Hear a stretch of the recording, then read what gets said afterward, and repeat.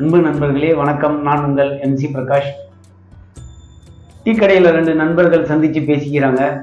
அதில் ஒரு நண்பர் சொல்கிறாரு, என்னால் இந்த உலகத்தில் யாருக்குமே எந்த விதமான பிரயோஜனமும் இல்லை அப்படின்னு சொல்லி ரொம்ப டிப்ரெஷனாக பேசுகிறாரு.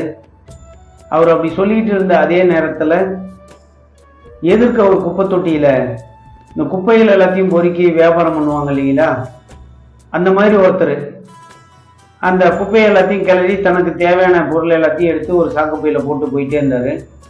அடுத்ததாக ஒருத்தர் வந்தார். அவரும் அதே மாதிரி குப்பையை எல்லாத்தையும் கிளறி அவருக்கு தேவையான பொருள் எல்லாத்தையும் எடுத்துகிட்டு அவரும் கிளம்பி போனார். அப்படியே ஒரு அடுத்து 2-3 பேர் வந்தாங்க. அந்த குப்பை எல்லாத்தையும் கிளறினாங்க. அவங்களுக்கு தேவையான பொருளை எடுத்துகிட்டு போயிட்டே இருந்தாங்க.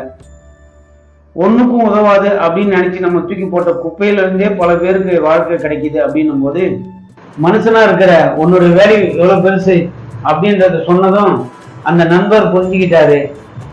நம்மளால ஏன் யாருக்கு எந்த விதமான பிரயோஜனமும் இல்லை அப்படின்னு நினச்சி நம்ம கவலைப்படாமல் நம்மளால் எதையும் செய்ய முடியும், சாதிக்க முடியும் அப்படின்ற நம்பிக்கையும் தைரியமும் இருந்ததுன்னா நிச்சயம் உங்களால் எல்லாமே செய்ய முடியும் அப்படின்றது தான் இந்த பதிவோட நோக்கம்.